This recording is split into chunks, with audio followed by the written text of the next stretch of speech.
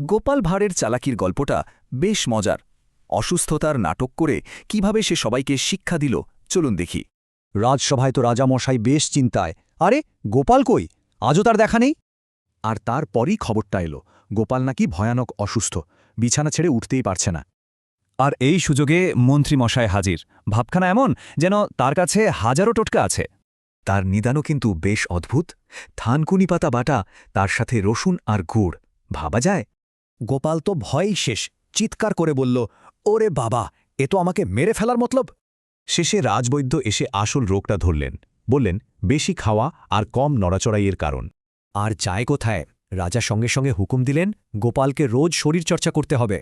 মন্ত্রীমশাই তো আবারও সুযোগ পেয়ে গেলেন, ভাবলেন ব্যায়ামটা উনিই দেখিয়ে দেবেন। ব্যাস, শুরু হলো মন্ত্রীমশাইয়ের কসরত।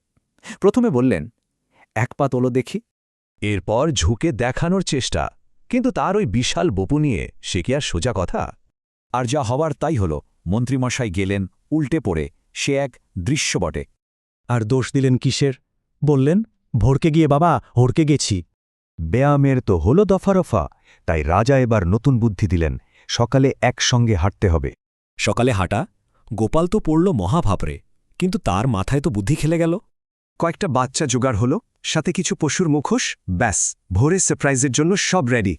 পরদিন ভোরে রাজা আর গোপাল বেরোলেন হাঁটতে। একদম শান্ত, সুন্দর একটা ভোর। হঠাৎ রাজা দাঁড়িয়ে পড়লেন, ভয়ে তার মুখ ফ্যাকাশে। গোপাল জিজ্ঞেস করল, কি হল মহারাজ? ঝোপের আড়াল থেকে বেরিয়ে আসছে সব অদ্ভুত জন্তু জানোয়ার, আসলে ওগুলো তো মুখোশ পরা বাচ্চারা।